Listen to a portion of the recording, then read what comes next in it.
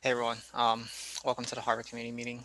Hope you had a good break. And the agenda for today is we have one of our maintainers.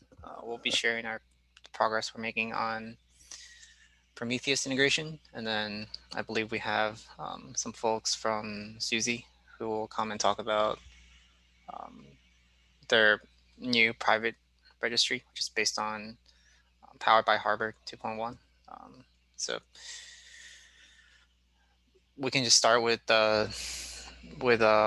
someone from Suzy talking about the new registry.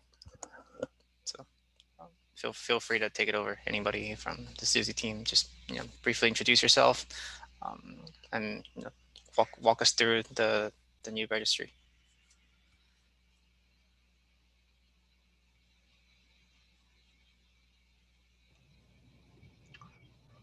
Hi, Sayali.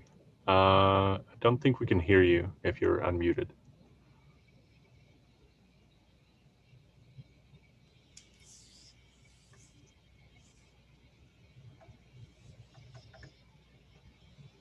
Can you hear me now?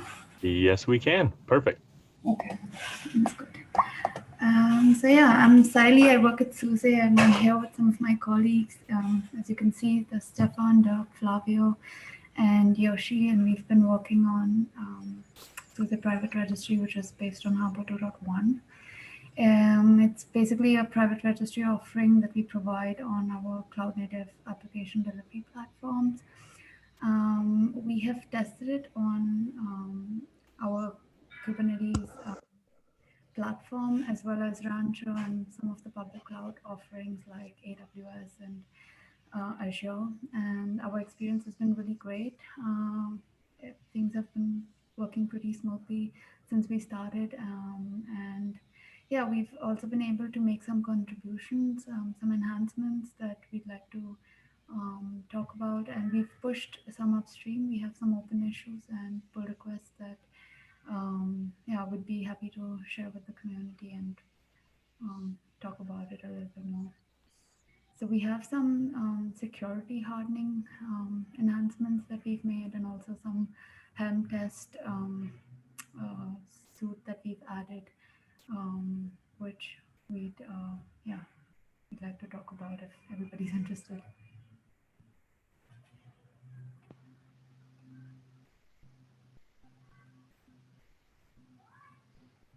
I guess that's my cue Great, to thank take you. over. Yeah, Stefan, feel free to do that. Yeah, thank you, Saidi, for that introduction. So yes, we're really excited to be here, to have been using the Harbor product for quite a while now, and we really like everything that we see. So this is a big thumbs up to everyone here and to the entire community. You guys are doing a great job. So we've been contributing mostly around how we package Harbor and how we install it through the Helm chart. And we have some improvements that we integrated in the SUSE private registry product that some of them we have already pushed as pull requests upstream. And we would really like to give them back to the community. I think they would make a great improvement for Harbor. So most of these are around security hardening, as Sari was saying, and we have a list of pull requests that target those topics. Some of them revolve around generating passwords and storing them in secrets. Others are about the ability to rotate certificates on demand rather than doing it on every Helm upgrade without any control over it. And yes, we have a list of things for you to look at and give us your feedback. I can paste them in the chat. You think that helps? Yeah, Some of these we absolutely. already, some of these already covered briefly during the last office hours meeting. So there are a couple of pull requests here.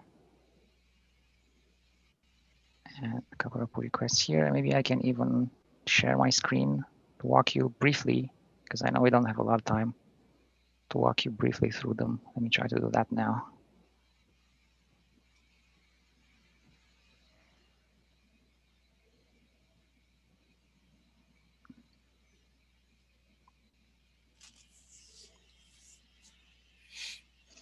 Screen sharing works.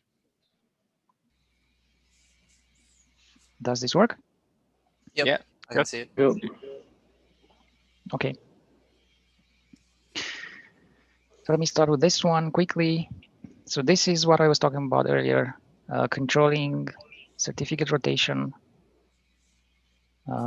Briefly adds a couple of options to values.yaml that allow us to control when all the various certificates, because there are quite a lot of them in Harbor, can be rotated. And I'll just quickly point you to values.yaml for a quick overview of this. So there are these rotate certs, bool values that you can set to false to prevent the certificates from being automatically rotated every time you run Harbor, Helm upgrade for Harbor. And this helps on, so I noticed there's this section in the Harbor documentation where you instruct users to save the existing certificates in order to prevent this from happening. This is a possible solution for that as well. And let me just add that nothing changes in the default. We were really careful about that in the default behavior that comes with the existing Harbor Helm chart. So if you don't set these values to different values, these options to different values, you get the same exact behavior that you have so far. So there's no impact on upgrades or anything like that. This is one example. And this one is generating a password for internal database. We noticed that that is currently missing in a Helm chart. If you leave the value unset, so set to an empty value, what happens is a password gets automatically generated. Again, I will just scroll all the way down to values.yaml. So nothing changes in the default behavior. You get the same default value as you had before, only if you leave this unset, so set it to an empty value or something like that, it gets automatically generated to a strong password value. And the other nice addition to this is we don't generate it every time you hit Helm upgrade. You generate it once and it gets stored in a secret, and then it gets read on subsequent Helm upgrade runs from that secret. And to do that, we're using a Helm feature called, let's see if I can get it here, lookup.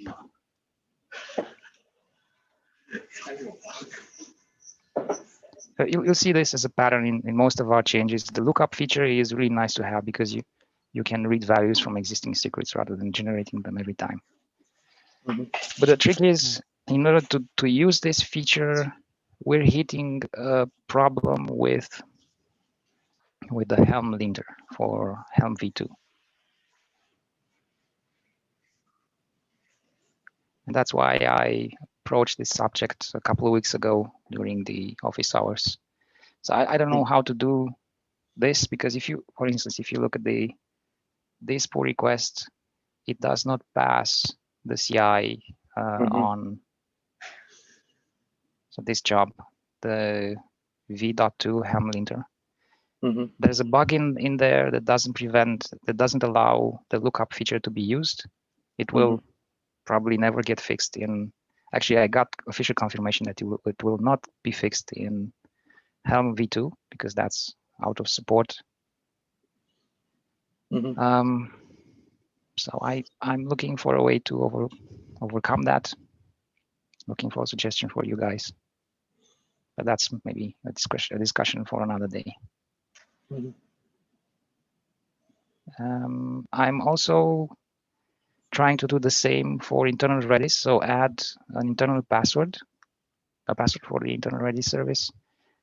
However, in order to do that, I also have to touch the Harbor code, and the Harbor Docker Compose configuration files. I still haven't gotten that to work quite well yet, and that's why this pull request is still in work in progress. I will make some progress on that in the following days, hopefully. If you can help out with that too, then thank you. I really appreciate it. Mm-hmm. So these are all. Sorry, go ahead. I want to thank you for your contribution. Yeah, I noticed that. I mean, I recognize you that you have submitted quite a few good pull requests, and some of them get merged. I'm one of the maintainer of Harbor Helm chart. I and Wenkai are mainly maintaining this repo and triaging the issues and pull requests regularly. Recently, we were a bit, we have been a bit distracted by the our company work, but I think we can prioritize your PRs and we can discuss offline on the Slack channel in CNCF. The CNCF Harbor Dev Slack channel, and generally there may be some disagreement. Generally, we don't want to introduce too much logic in the chart itself. So some of the feature you wanna achieve maybe should move delegate to some external tools, but that's we can handle them case by case. I just want to thank you for your contribution, and yeah, we'll prioritize these PRs and follow up and review and discuss with you on the Slack channel. May I know your time zone? Yes, we are in CT +1, Germany. Okay, yeah, that's easier than US. So yeah, we can continue discussion on Slack and handle your PRs with priority. You can probably see here it's 2 p.m. to 15 p.m. Okay. Where I am right now. Mm-hmm. And thank you. Yes, we understand that some of these changes might be changing the way that the Helm chart works, and that's why we put a lot of work into preserving the default behavior. So you get all these extra features, mm-hmm. but mm-hmm. without any impact to upgrades. So that's something that we can work on. Yep. Thanks for sharing, and yeah, let's discuss offline. Thank you, Daniel. Thank you. Are there space for questions maybe to Stefan? Yes, of course. So, hello.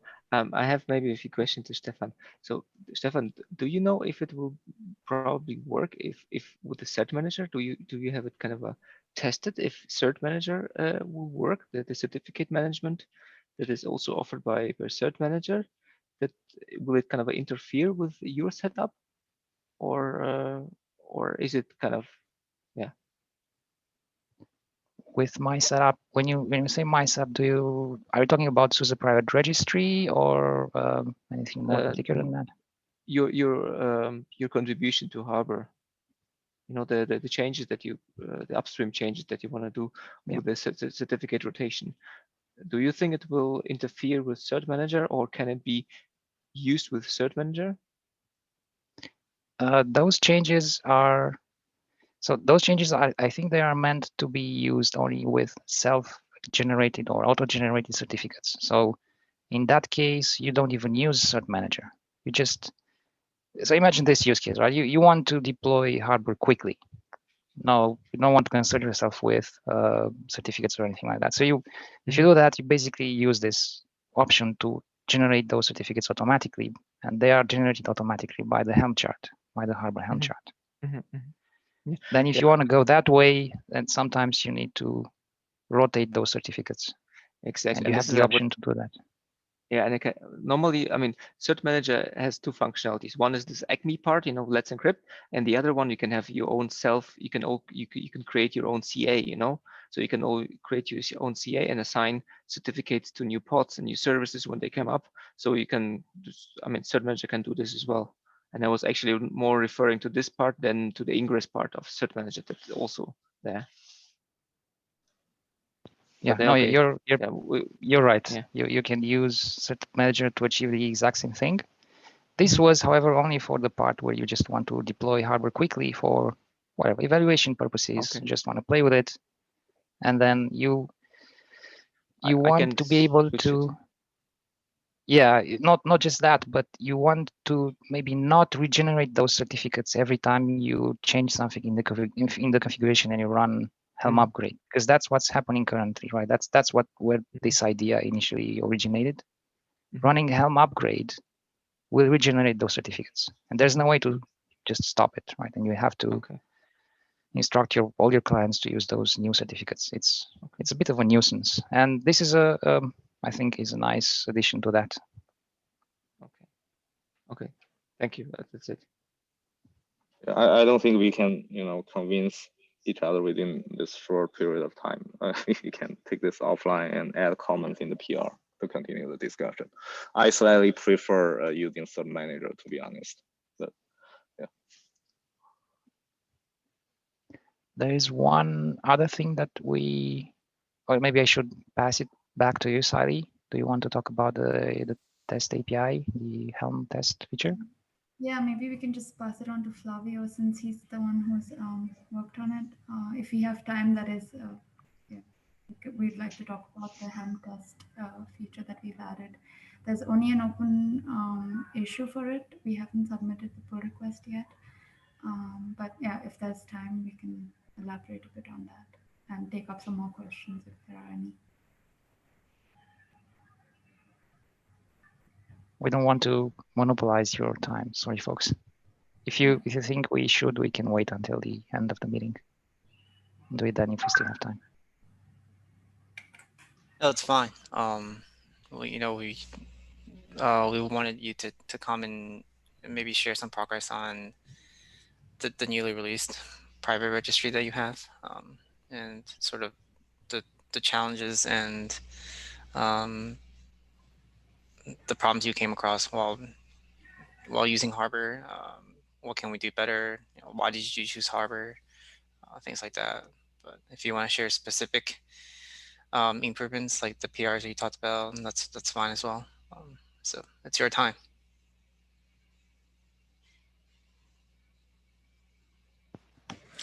Okay, so can you hear me? Yep. Okay, Yes. so I'll try to be briefly talking about this Helm test. So as we deliver our private registry using Helm chart, we wanted a way to test it, and we implemented that using the Helm test feature. And the way that it works is just running the API tests that are currently run only on the Harbor project. These tests are run by HCI, and the way that we implemented that is that we just run Helm tests and it will create a pod and run the same test, but just using the Helm chart. So we want to contribute that also to the Helm chart project, but well, the most complex part is that we do not have an image with the tests that are released together with the other image. And sorry, could you repeat the problem you were seeing? Yes, sorry. So the main problem with that contribution is that we do not have an image with the tests. So when you make a release, yeah, we need an image having the test so we can run the test when we run the Helm test command. And I have opened an open issue for that on the Harbor project. And so far we didn't get much feedback on it. I can link it here on the chat. Yes, please.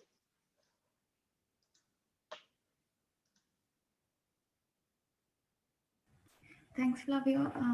To answer your question from before, so as to why we chose Harbor, there were a few things that really stood out because it is a CNCF project, and we saw that there is good community backing the project. And also some of the features that were important for us was that it was OCI compliant, and the OIDC integration was something we were looking for. And also with the replication and the Trivi scanning was really good because it supports SUSE images. So those were a few of the things that we that were on the top of our list when we were selecting, when we were looking for registry. And I think through the process, like most of these features have been working pretty smoothly. And yeah, we've just submitted the changes for the minor stuff that we thought could be improved. Yeah, the journey's been really good so far.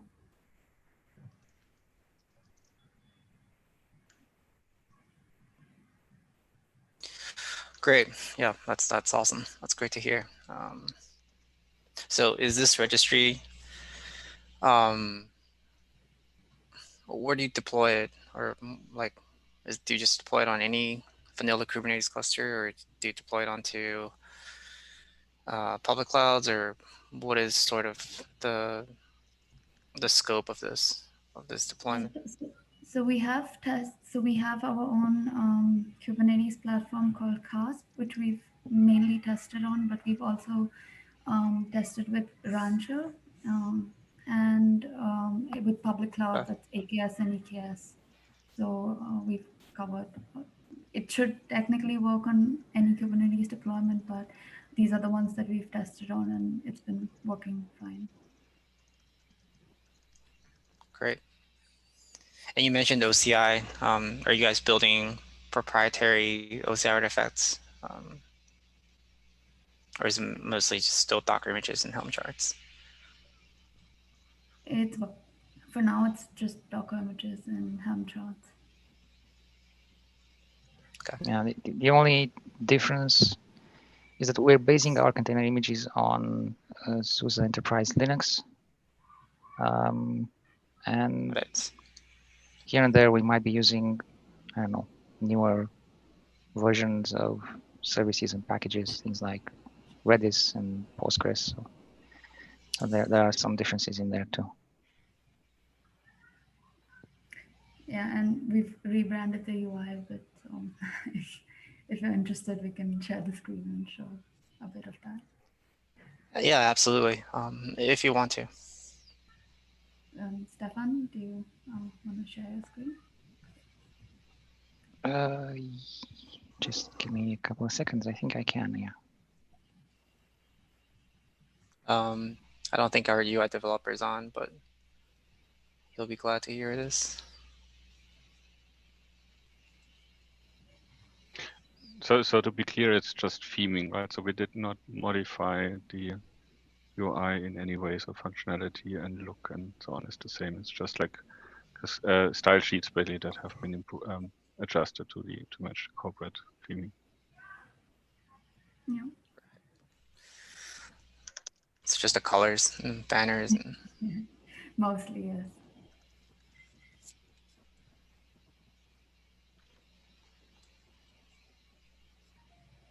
And that's the welcome screen, and then you get Very cool.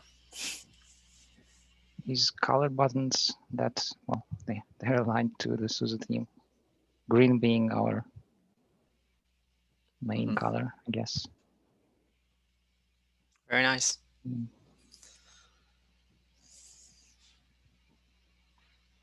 What else should I share, Sally? You've been working more on this than I have. Yeah, I think that the colors and some of the buttons that have been changed, not much to the UI and the login page.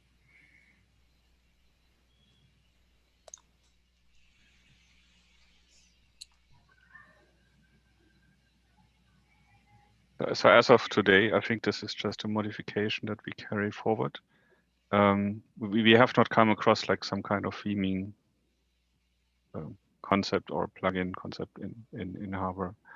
I think currently the way we toned it down, it's not a huge burden to carry this, but potentially if there are like others that have the need to like customize the view to make it more like corporate branded for like their deployment or so, then yeah, maybe some more work in that regard would be useful. Currently for us, it's not important.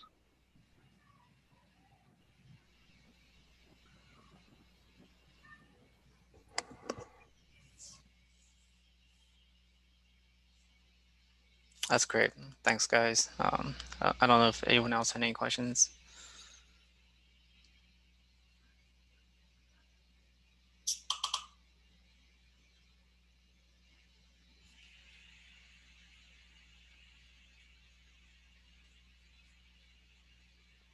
Yeah. It's great to see Harbor, really resonating with the community. So for, really large established companies like Suzy to build a registry service around Harbor, definitely shows we're making the right investments. So very happy about that.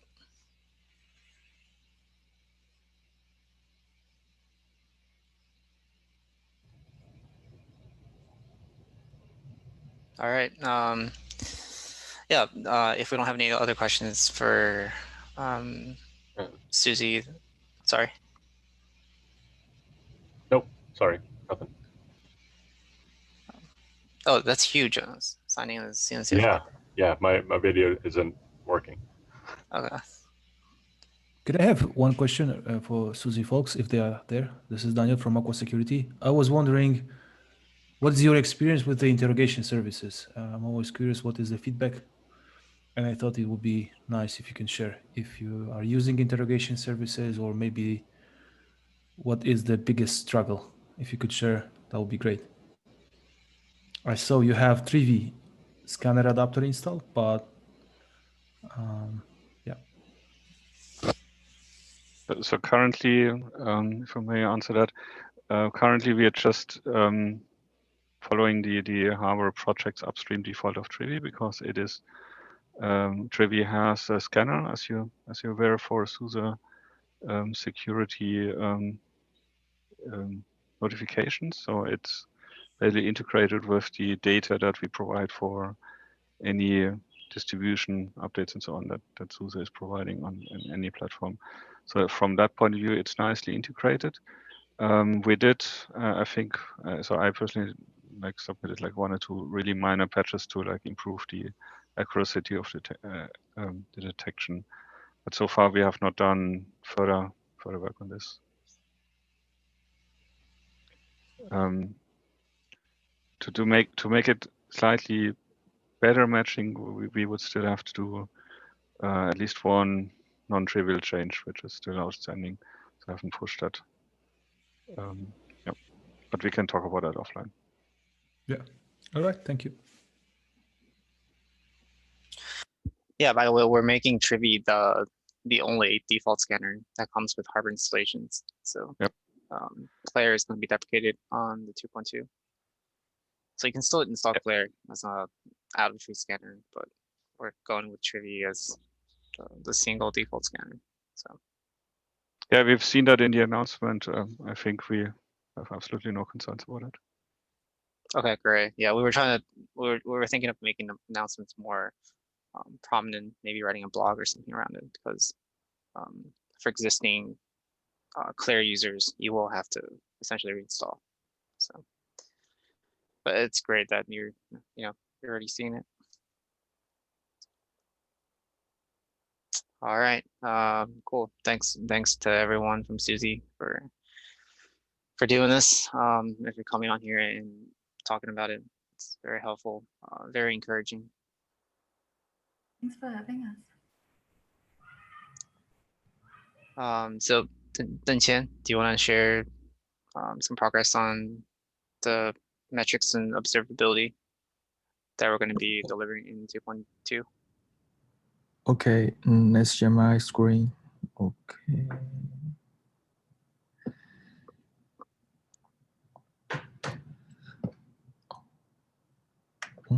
Can you see my screen? I cannot. No. Oh, I cannot. sorry.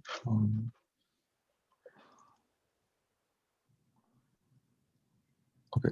Can you see my screen now? Yes. Okay. As we it, as we know, in the Harbor 2.2, we'll introduce the performance metric features in Harbor, and actually there is a little bit of change from the first design, and in the currently we design to we decided to make a explorer here and to collect the information from the Hubble database and to show the Hubble related informations, and every component we will expose the performance metric itself. So the Prometheus can collect the metrics from the Hubble component and the extra component we call it the exporter, and is a new component in the Hubble 2.2. And as you can see here, and oh yeah, actually currently to enable this feature is very easy. You can just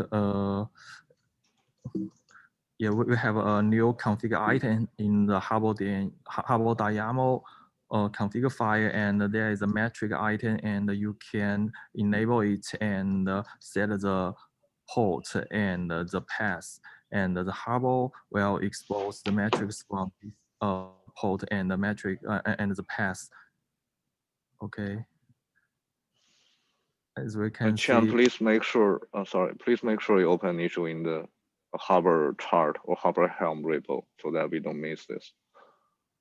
We also need to make change in the Harbor Helm chart to enable that, right? Yeah. Yes, and okay, let's continue. And as you can see in this configuration, we open a 18 and 1 point port and matrix as our path, and we can through this URL to get our metrics, and there are parameters, which means which component is performance metric. For example, this is the core component, and we will expose all the metrics we collected from the core. And in core, we enabled the goals, memory states, and goals which is exposed by the Go library, Prometheus Go library. And we also add some performance metrics in Harbor. For example, the request number of each URL and the duration of each request. For example, the Harbor core HTTP request duration. Second, which is the summary of all the performance data of the request time. And if you want to say the as a component, for example, the registry, you can just change the parameter. This matrix is exposed by the registry, which is the Docker distribution behind the Harbor. And we also, if you remove this component, this matrix is exposed by the Harbor exporter. And as you can see in the Harbor exporter, we expose lots of Harbor projects related metrics. For example, the image pod and the artifact, the number of artifacts, and something like this. All this data can collected by the Prometheus, and you can make a dashboard from the Grafana, which you use the Prometheus as a backend. For example, yeah, here you can say we have two kinds of metrics. This is performance metric, and this is the Hubble information. In the Hubble information, you can say, you can say that there is the health state which is collected from the Hubble core, and this is quota usage, which is this data is collected from the Hubble database, and something else like image prod or some report count, artifact count, and the performance metrics. For example, this is the garbage in our memory, in our service memory, and you can say the label, which is identified by the label of each line, means a component memory garbage of Go. And there is also URLs request data. For example, this is the request rate of each path of Hubble core or something like this. I think this is the current job of the Hubble matrix. Is anyone have any question?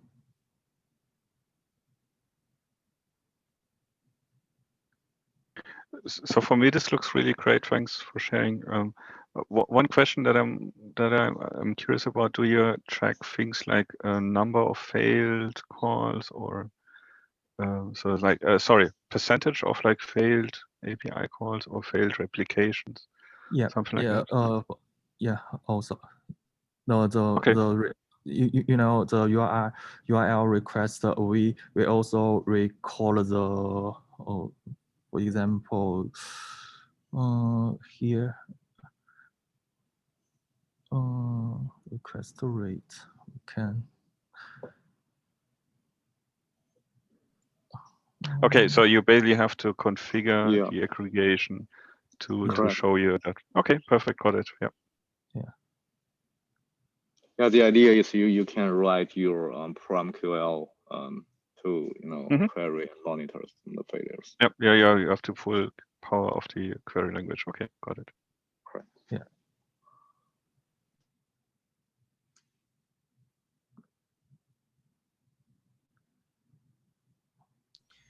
Yeah, this is a first pass at some of the metrics that I think people will be interested in, and we'll refine them over time.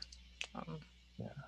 So he said the core pod is the only one being exposed right now, but there are other components that will be exposing as well.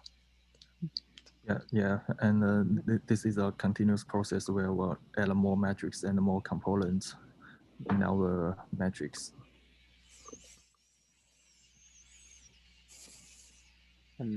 There was another project that I saw on GitHub, which is the exporter for Harbor, but Harbor matrix for data like count of repositories and everything. And the person who was responsible for that was asking if it could be kind of merged into Harbor as well. So I'm not sure if you are aware about this. And he opened up a merge request for that as well. So I'm not sure if it's kind of there is an agenda for that as well. Oh, actually, yeah, we know there is some projects on GitHub to expose the Hubble metrics, and but I think we didn't have any contact with the authors, and so there's no plan to merge. But maybe we can expose some metrics like them. But I think that kind of expose only expose the metrics which can get from the Hubble API. And we can, some performance metrics we need to using instrumenting pointer to in our code to collect the performance metrics. So I think in our version we can expose more performance metrics. Correct. Yeah, so it's worked on by the someone over at Sysdig, who we have a contact with. Yeah. I think I looked at it a little bit, but it's going to be added in stages. So if it makes sense, then I'm sure we'll be able to add it. Yeah, probably the next step is to invite the developer of the external Harbor exporter to work with us on this internal Harbor exporter to make sure all the interesting metrics are covered. All right. So I think what potentially would also help is if you declare which parts of the metrics export you consider stable, like so that people can rely on them, not being broken by updates.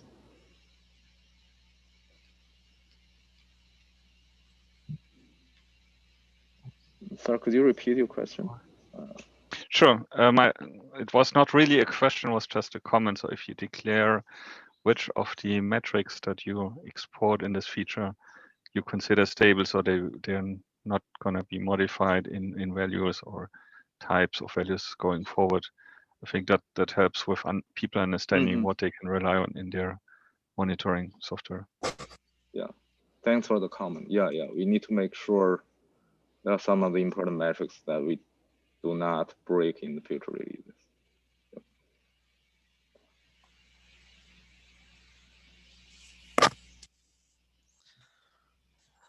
Thanks, Dunqian. So this is looking really good. Something that we've been trying to do for the longest time, and I'm glad that we finally got to it. So yeah, it's something. It's definitely needed for any modern teams that are running something like the registry.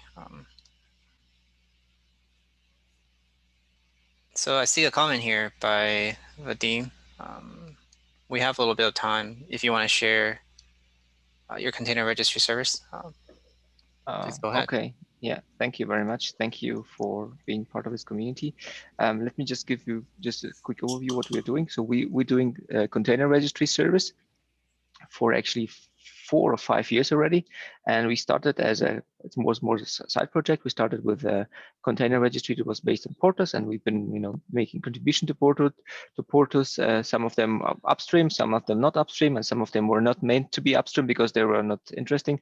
So we've been doing this for a few years, and now that we see that kind of Portus stopped development, and we've been looking for a new solution, and I was aware about Harbor as well, and we gave Harbor a look, and yeah, it's a fantastic product. It's well architected, well a nice design, so it has a really lot of potentials. And we decided actually this summer to migrate from our Portus setup to our to Harbor setup. So we migrated all our setup from Portus to Harbor, and we are offering now our service as a Harbor-based service.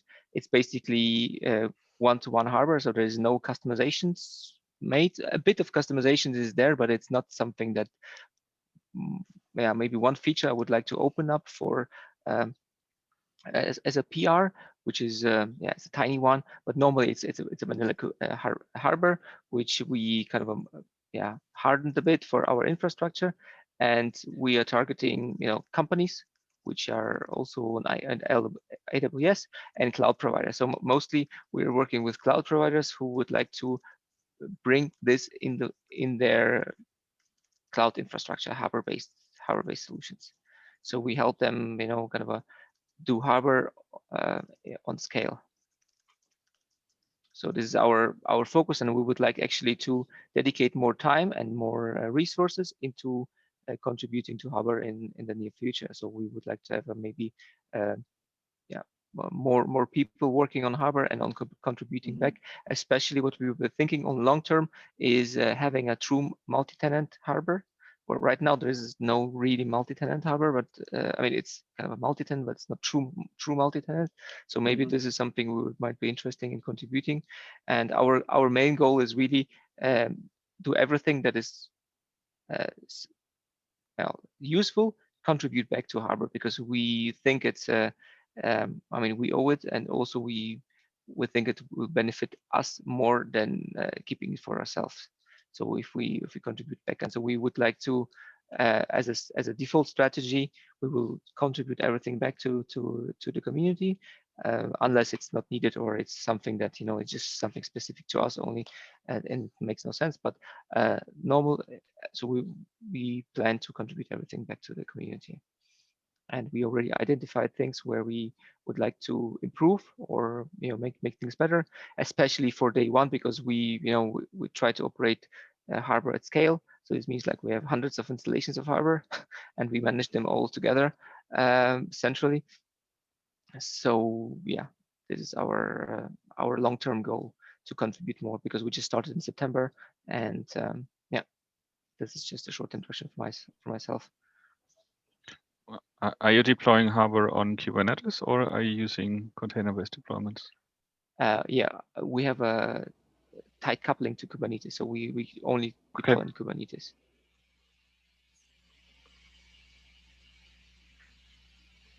And we have a bit of a, we have a setup where we try to reuse as much resources as possible. So we do a lot of sharing, and our Helm setup looks a bit different than Harbor ones.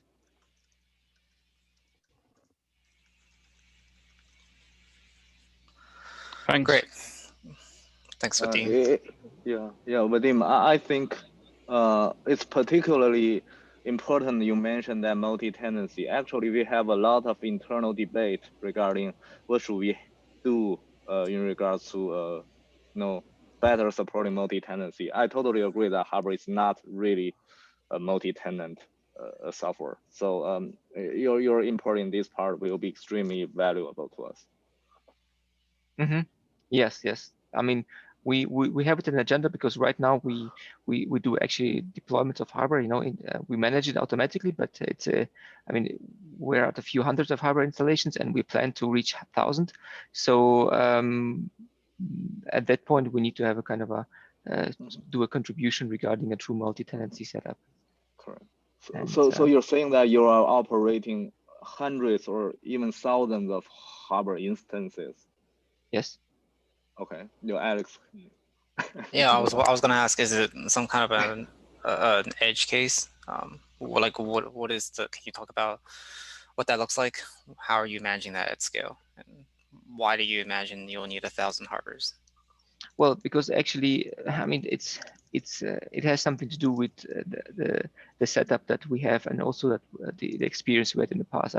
We had in the past with Portos the experience that we rushed a bit too much, and so we developed a lot of things on top of Portos that we couldn't backport anymore because there were too much drift, and we wanted to avoid this. We wanted really to keep it clean as possible. So we wanted to now to have close as Harbor as possible, so that if Harbor is releasing a new release, we a few days later we can follow. And for the clients that we were targeting, it's important to have their own identity and access management and also their own domain. And so this is the only way how we could achieve this with Harbor at the moment. And we have knowledge of Kubernetes, so for us it's a challenge, but it's doable. So we can handle those instance management at scale. Right. I think, yeah, I would agree. It's not multi-tenant in a larger scheme of things, but I think it's still built to handle multiple clients or customers or teams. So yeah, if you want, we can deep dive this and maybe talk about like recommended practices, things of that sort, to see if do you really need hundreds of Harbor installations to manage your clients or customers, or I don't know, maybe you do. Yeah, it's with the identity management. So if we want to have like this custom identity management right now, yeah, it is possible. So we've been investigating this topic already, how to make it multi-tenant and what needs to be changed with components. So we are looking already into this topic, and we won't move away, but right now we want to move forward already. And yeah, so this is actually our current strategy, and I would be more than glad or happy if we don't have to manage them all. If we can scale down,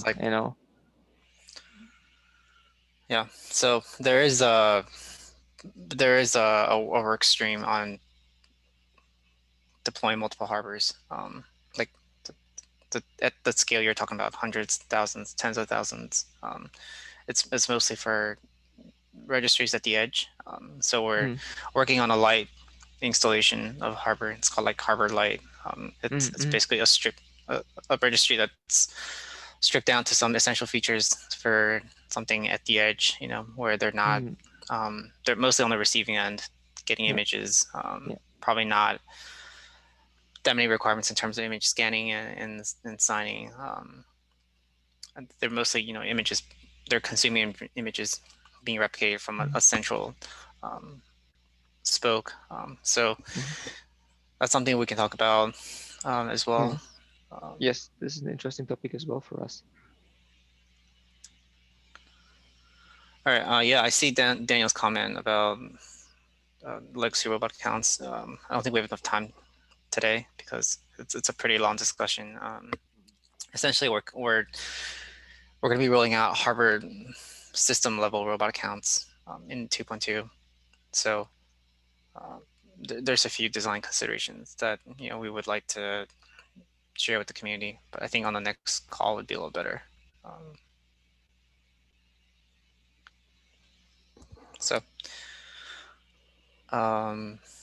don't have anything else for today. Does anyone have any comments or questions? Anything else you want to ask? Ask Vadim, ask the folks at Suzy.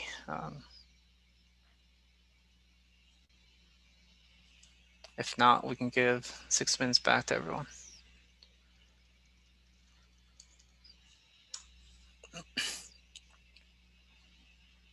All right. Well, thanks everyone. Thanks for the discussion. It's really nice to see everyone using Harbor. So see you next time. Thank you, everyone. Thank you. Bye-bye. Goodbye. Thanks. Bye. Thank you. Bye-bye.